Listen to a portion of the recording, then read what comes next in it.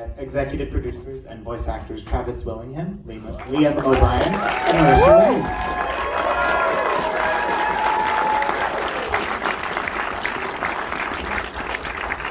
Ray. We have 3 mics and 4 people, so we have lots of Yep. Hi, y'all.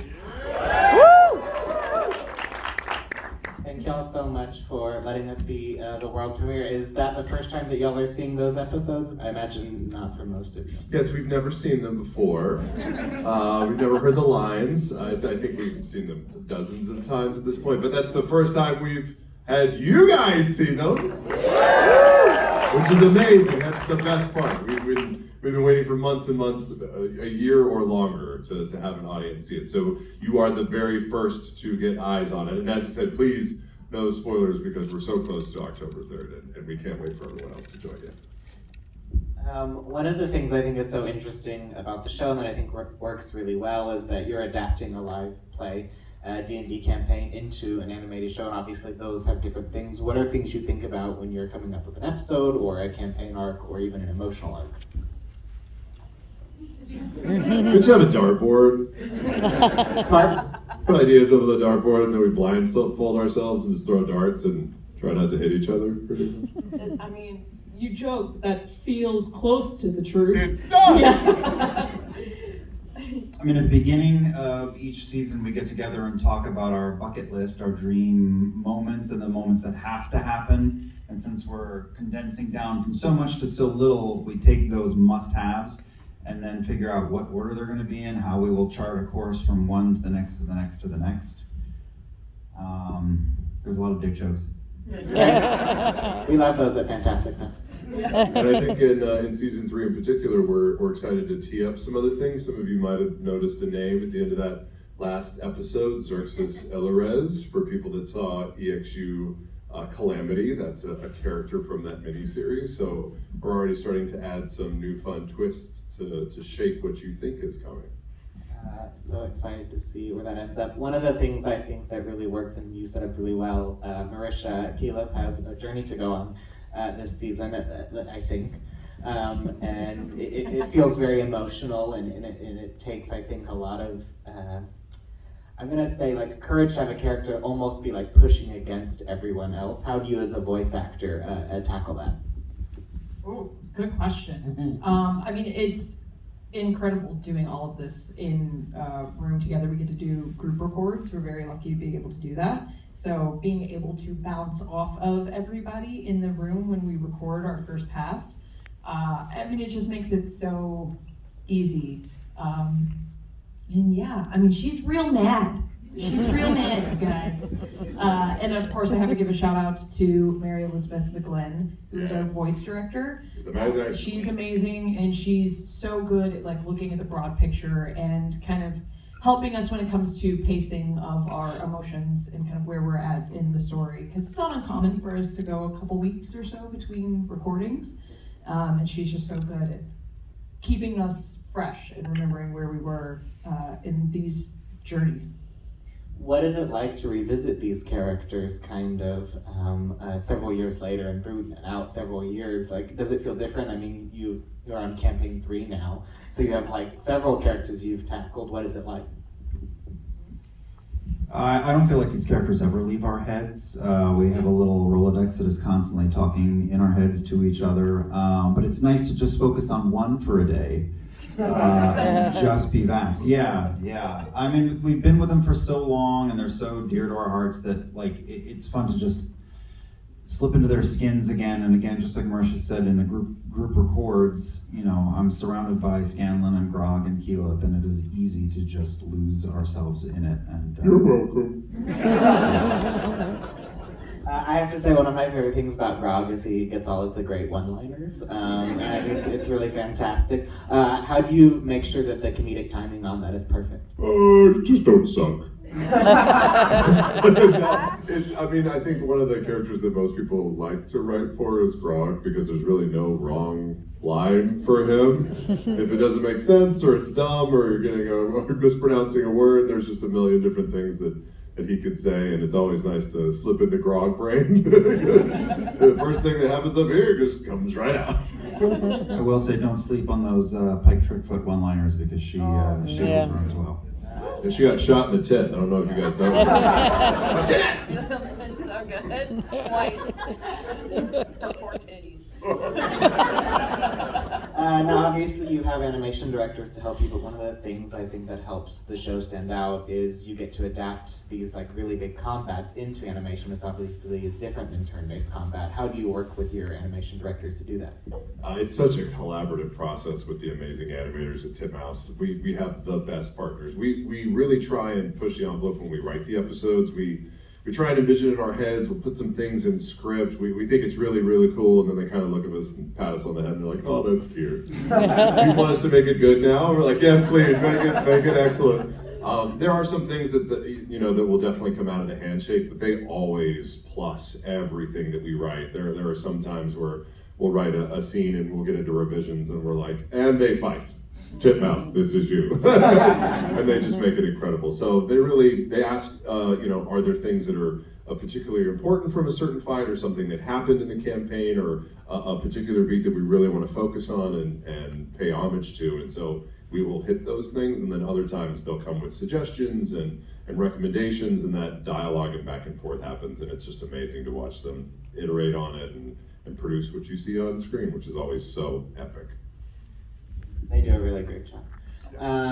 We have just a little bit more time here, but I do want to ask you, we're on season 3 of this. We know that campaign 2 is also in production. What is it you've learned in making an animated show that's maybe different from doing your own D&D campaign? Well, Just like our D&D campaign, it's scripted. yeah.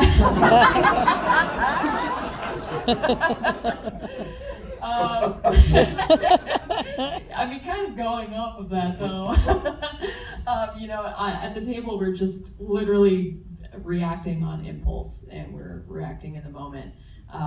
This is a lot more structured and methodical, because it has to be, because there are a lot of people involved in this. But I think there's something really magical about something that we did, it started off as a home game, and now opening it up to so many incredibly talented people and artists, and having them contribute to the overall vision of what Matt wrote in his small, dark, smelly office all those years ago. Is it smelly? It's smelly? Sometimes I'm like, why are there 6 coffees in here? We gotta handle this. Yeah, I think when we see the finished product like you, the musical score is amazing, the effects are incredible. I think if anything, after we started production on season 1 and 2, it just encouraged us to go bigger and harder.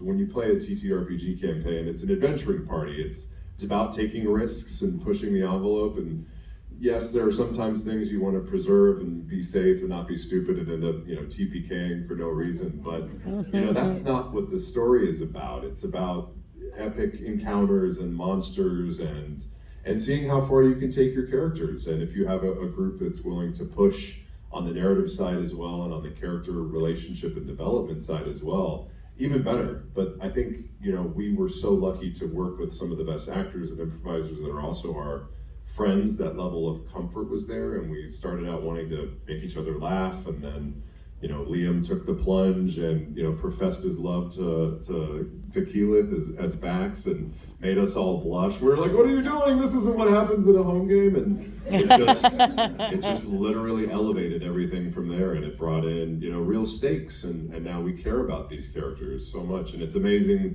to share with all of you that do as well. And so we just want to do it credit, and I think as we play our regular games, there might be 1% of the time that we're like, okay, how are we doing this? And will this work with everything else? And then we sit down, we have our snacks, we're looking across the table at our friends, we try and make them laugh. Sam's wearing a cat outfit, and we're trying to be like, this is just for fun. It's just a game, right? And that's what I think the beauty of it is.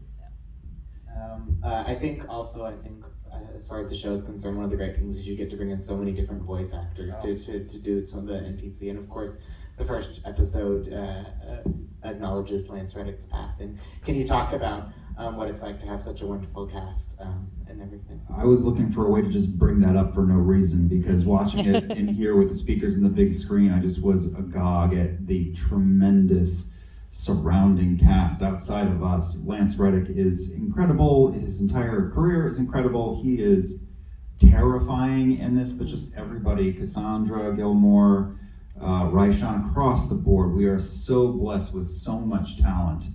I feel spoiled. Yeah, we were definitely spoiled as players to have Matthew Mercer providing those voices for all those years. And there's even a world where at home we want to make like a little private recording where he just goes back and dubs all the other characters. We just keep that for ourselves. But like Indira Varma and Stephanie Beatrice and Cree Summer, all of these actors are so incredible, and they bring their own individual thing to each of those performances, and it just levels up. Sunil Malhotra just absolutely crushing it as Gilmore. So, it's amazing. Yeah, and I think the last time we watched episode 1 together, it was before Lance's passing. So I think this was actually the first time that I saw the in memoriam card. I knew it was going to be in there, but damn, it's heartbreaking. But we're so honored to have him as a part of our legacy. Legit. And one last question before we let you go. Season 3 is coming. We're all super excited. Obviously, we're all here for the world premiere of the new episodes. Any fun teases or hints you can give us? You ain't seen nothing yet. Yeah, obviously the Chroma Conclave is out there looming large, and as you saw from episode 1, there are other antagonists out there that are going to pop up and complicate things along the way. The vestiges of divergence keep getting more powerful and adding complications there as well, and there's obviously a race around who can get them first and use them to their purposes. But I think season 3, we've sort of mentioned a little bit, is where we start to mess with the story just a little bit in a way to make it new and interesting. And we're also keeping our other animated series, The Mighty Nine, which we've been working on feverishly, in mind as well. So this is just the beginning of really starting to tee up the world of Exandria. And if you tune in October 3rd, Prime Video, we promise you will not be disappointed. Yeah, I've said this a few times too, for anyone who is like a fan of any of the campaigns. Just pay attention to the details, to all the backgrounds. There are so many Easter eggs, like even if you noticed. Gotta pose for the picture. Yeah. Even if you noticed in episode 1 in the shop, I think there was a little Pockapee original. A little Pockapee birdhouse and a taste of Taldore mug and a Nightmare King skull behind it. Yeah. So yeah, just pay attention. It's obviously for all newcomers. We're so excited to have anyone join the Critical Role Legend of Vox Machina family, but also if you've been around, there's a lot of treats in there for you as well. Yeah, well, thank you all so much for coming to Austin and coming to Fantastic Fest. We feel honored to have it. And tune in October 3rd so you can go see everything as well as the other episodes.